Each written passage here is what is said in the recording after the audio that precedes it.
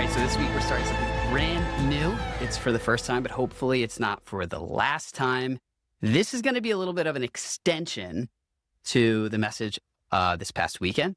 Talked about the story of Moses asking God for a better picture of what he's like. And so every week there's a lot of preparation that goes into the message. There's a little bit of a process to figure out what's going to make it and what's not going to make it into the actual service. And there's a lot of stuff that kind of gets cut out along the way. And so this is kind of a cool way to give you some more information to take things a little bit further with the story. There's not going to be a ton of practical application with stuff like this, but the hope is that you'll walk away from it with a better understanding of the story. In this situation, a more complete understanding of what's happening between God and Moses on that mountain. So that being said, if you weren't with us on Sunday, or if you didn't listen to Sunday's message, you definitely want to go back and listen to that before you listen to this, because otherwise this won't make much sense.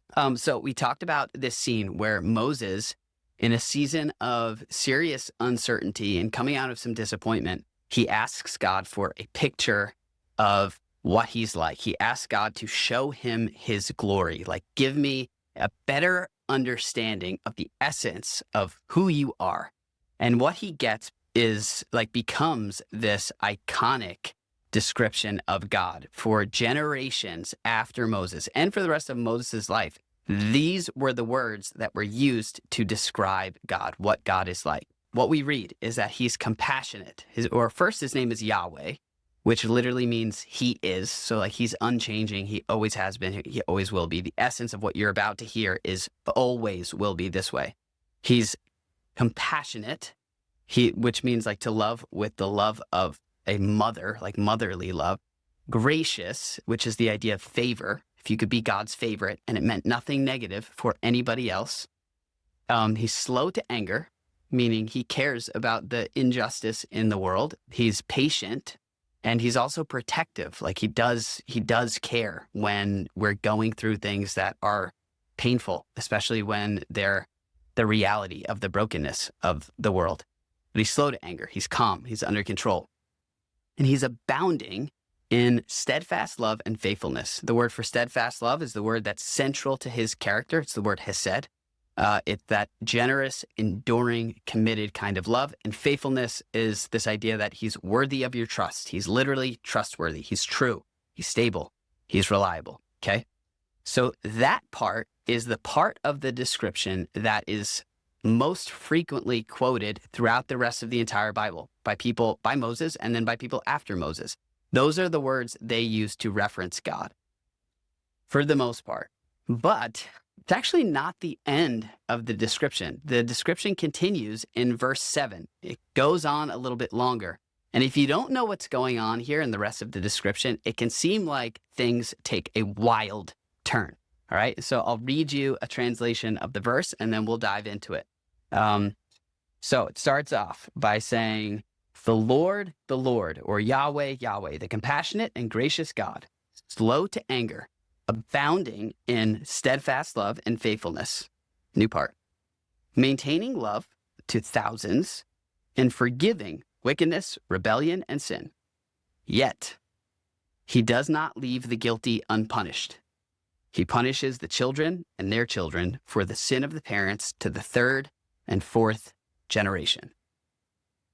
The end. All right. What the heck? Things just took a crazy turn. We started out with motherly love, and we end with punishing the grandkids for what grandma and grandpa did. It just seems like a totally different picture. This is not the better picture that many of us were imagining. But this is also a great opportunity to practice some hermeneutical skills, which is a fancy way to say it's a good way to practice some skills for studying the Bible. One of the things that's great to remember is that everything needs to be read in context. And so zoom out here. Let's look at what's happening. Moses asked for a picture of God's glory, and God said that his goodness would pass before him. And when this ends, what we're told is that Moses literally, he hurried to bow down and worship God. In other words, this whole description is a description of something that is good, and Moses responds like he's just heard something really good. And so if you're reading this, especially the second part, and you're like, that's not good, well, then there's more to the story. There's more to the picture than you and I may be seeing at first glance or at face value. So important to remember that. Now, let's dive into it. The second part starts out by saying, maintaining love to thousands.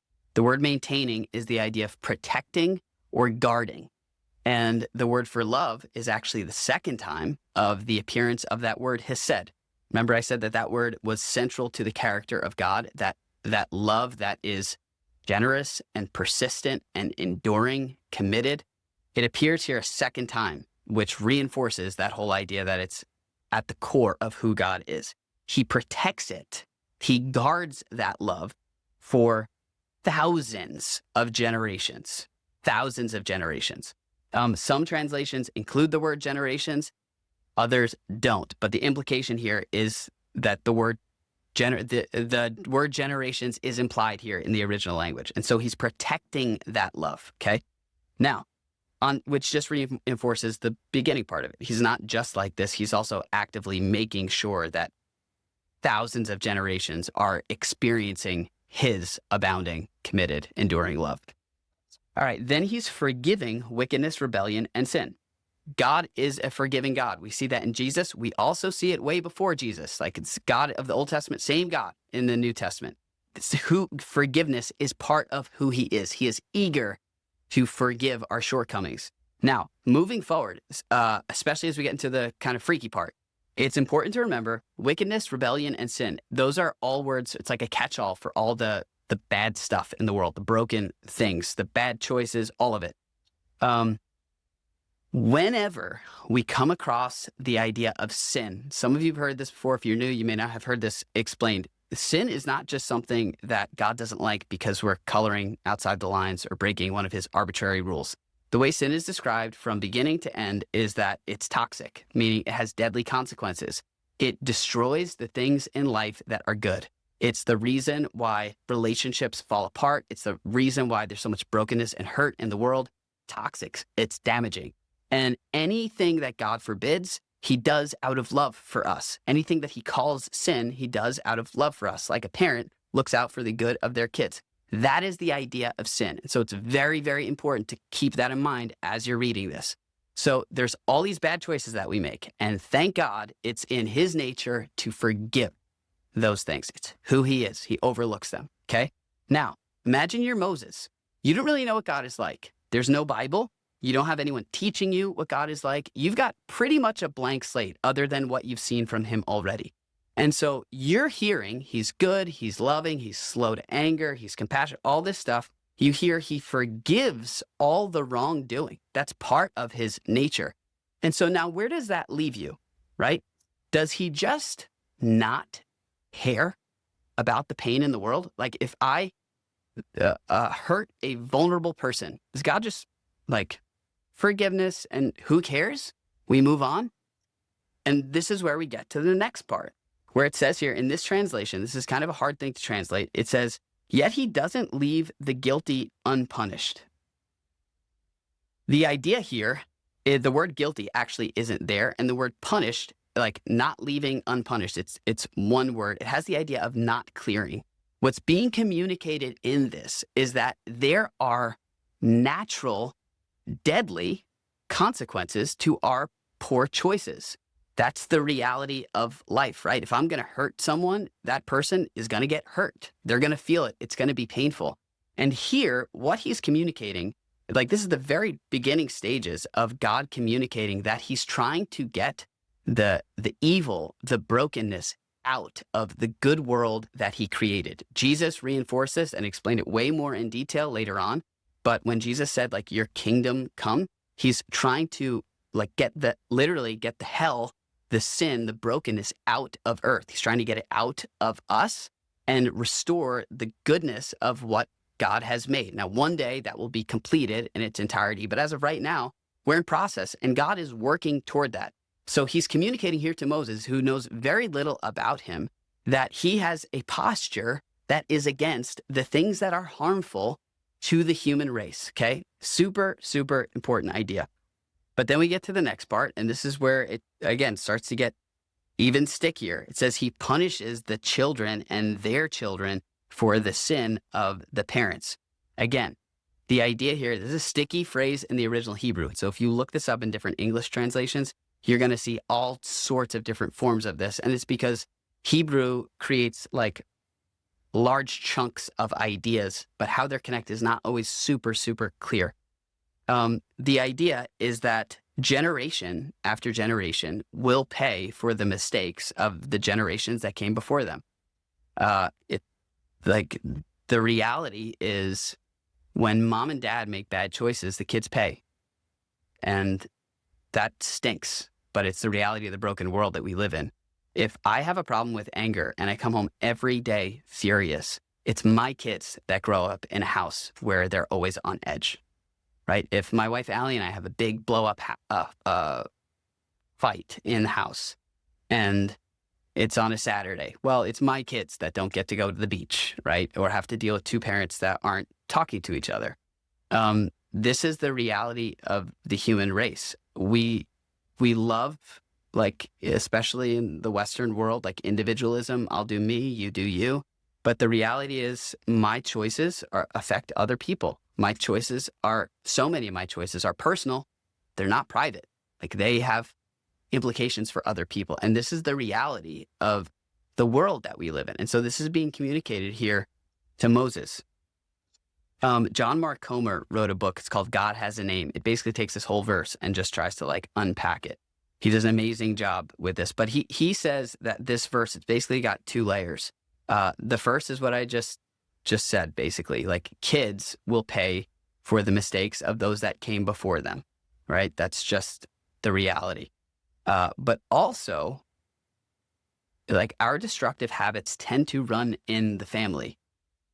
And this is unfortunate, but I'm sure you've experienced this to some extent or another. The reality is you probably have adopted some destructive habits that your parents have. And while you were at one point on the receiving end of those destructive habits, you may now be on the distributing end of those destructive habits. It probably wasn't a conscious choice of yours to pick up that same problem your dad had or your mom had, but it's very likely that you will. You may not, but you will pick up some issues from your parents. And it is so important that we're aware of this possibility, or we don't stand a chance. Now, if you're aware of it, like obviously you do not have to carry it on. Like we can actively resist it and avoid it and grow through it. That's also part of the whole, like what we call the redemptive story. But naturally, we're going to recognize that we have problems that our parents also had. The reality is my kids are going to have problems that started with me. And I wish it weren't going to be this way. And I'm actively working to minimize the detriment that I pass on to my children. I don't know if that's the right way to say it, but I'm actively working to not pass on bad things to them. But they will inherit some of my problems because that is the nature of the broken world that we live in. And when we recognize it, when we see it happens, like hopefully I'd like to think that in those moments when my kids say, I have this issue and really you have that issue as well. It's like, I hope in those moments I'll have the ability or the enough confidence in God's grace to be able to say like, wow, yeah, I never realized that. And so how do we deal with that and move forward? Right. But it is the reality that we live with. It tends to run in the family. And then it says to the third and fourth generation. This is the part that if you miss the way the whole thing is wrapped together in a bow. Okay, so we have two statements measuring generations, and these are very intentionally bookended here. What we have is a God who protects, guards, maintains his love to thousands of generations. God is actively stepping into the story and healing, fixing, undoing the pain in the world. And yet, the reality is our choices have consequences that will be passed on to the third and fourth generation, right? Like there's a reality that for several generations, our bad choices will have consequences to some extent or another, naturally, if we don't do anything about them. But on the flip side is a God who is consistently, persistently stepping into the story for thousands. It's like three or four thousands of generations. He's stepping in and trying to undo the brokenness in the world. It's the redemptive story. It's God's abounding, steadfast, committed, persistent love. And so we see this scale here. And this is what makes so much sense of Moses' response. He's like, whoa, wow. Like, yes, I have seen that. I have seen brokenness passed on from a father to a son. But the good news for Moses' story, looking ahead into uncertainty, is that there is a God who all along the way is stepping in and maintaining his steadfast love, like stepping in and redeeming the story, stepping in and fixing what's been broken. So it's a pretty powerful story. I think a great example of this is the story of Joseph, which we read right at the end of the book of Genesis.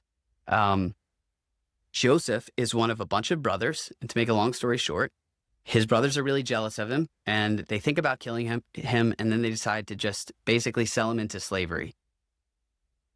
That was a bad choice, right? That was what we would consider sin, right? Joseph is paying for it. Joseph's father is crushed when he thinks his son is dead. It's really upsetting. It's a horrible choice.